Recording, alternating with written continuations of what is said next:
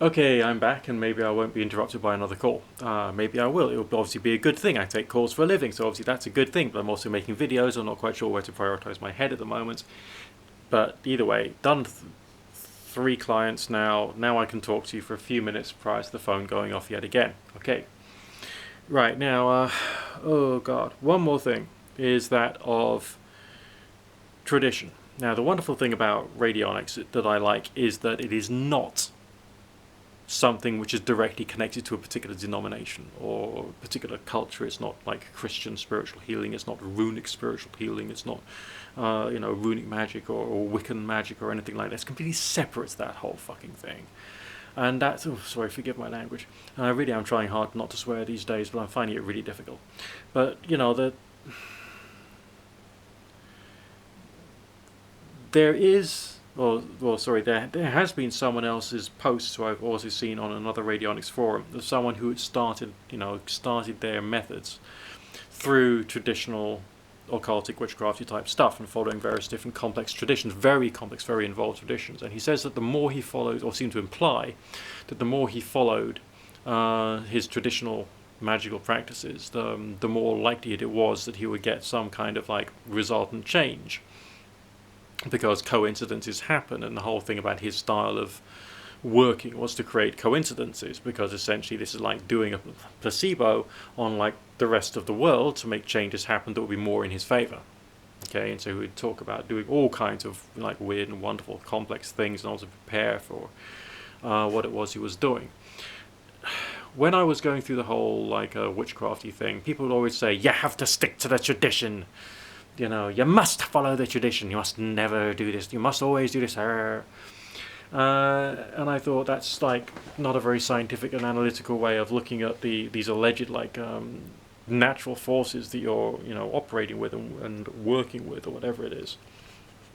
But from what this particular radionics poster was suggesting is that the more work and ritual in accordance with some form of tradition one puts in, the more kind of like subconscious effect it could have. I mean, with the whole San Vigini stuff that I've been playing with, there is an actual ritual and method of doing it, which involves certain periods of time when you're charging your water or your Saclac pills, a certain quantity of time when you're going through a certain number of San Vigini symbols, firstly, in order to bring some extra goodness into the remedy first, and then another load of San Vigini cards to go through afterwards. And of course, even before that, you have to sit in a moment of quiet contemplation, in surrender to your conceptualization of the higher power, because that's a mind-altering exercise. Okay, so there is a particular tradition, there is a particular I suppose superstition, but also self-preparation prior to doing the work of creating a charged remedy. And it does make some sense to see it from that point of view.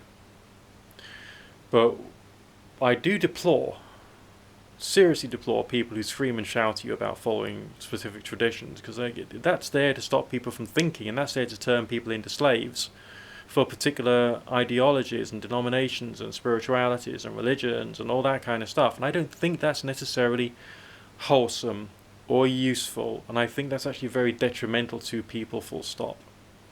So I can understand the creation of tradition, and also if you are following some kind of tradition on an almost subconscious level, because a lot of things we do is subconscious. You drive pretty much subconsciously. Not totally, but to a certain extent you do. You cycle to the most part, but not entirely, but to the most part subconsciously. Okay, you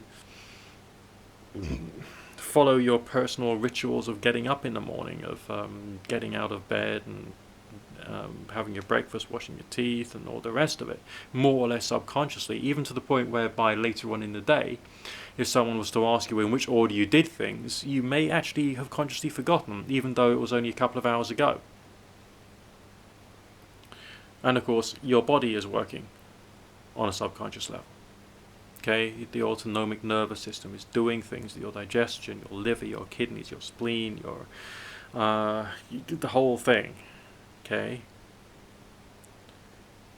So there is a rationale to following some kind of tradition. But I think it's also worthwhile being wise about that, to the point whereby you know that you are deliberately trying to change yourself on the inside, but you also can't observe that. I think that observation is a problem.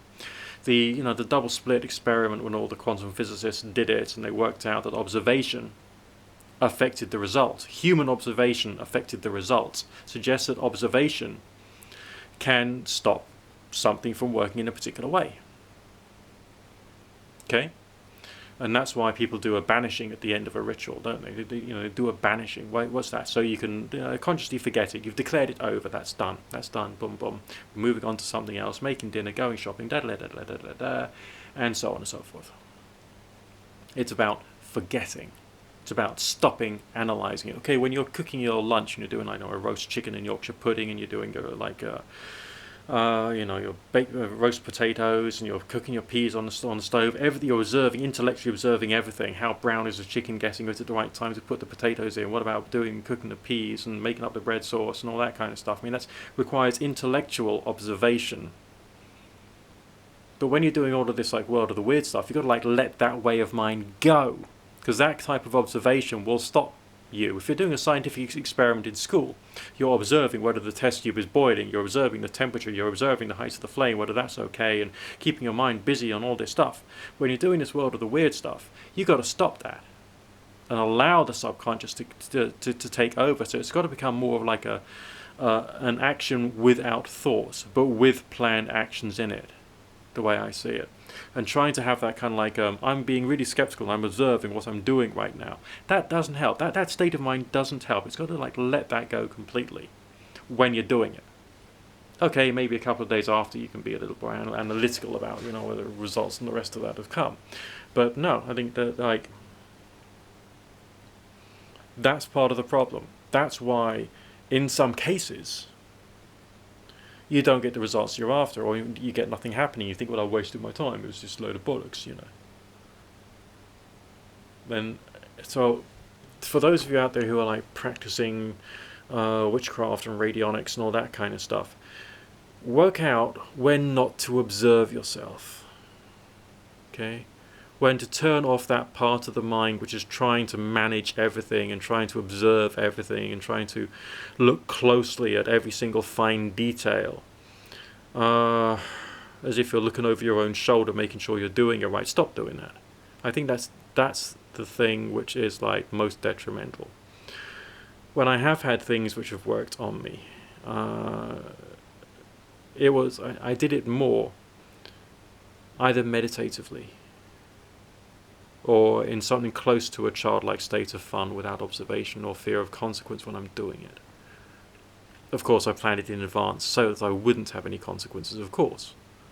But it's a state of mind of something more free-flowing, letting some aspects of your childish mind or your subconscious meditative mind or your spiritual consciousness mind do the work, whether it's receiving or whether it's transmitting. That's what makes most sense from what I can tell.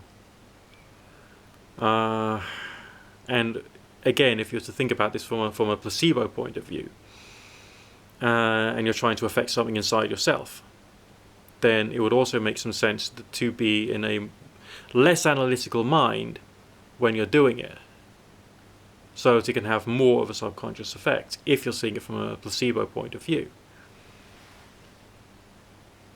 And of course, if you're not. Because I think that releasing of perception and intention in a different way is part of it. I mean, when I was playing around with the Ouija board, and I did get some serious genuine things coming on out, I wasn't analysing it, I wasn't objectively trying to hold a rational, intelligent conversation. I was letting things happen. I was in a relaxed, meditative, slightly playful state of mind.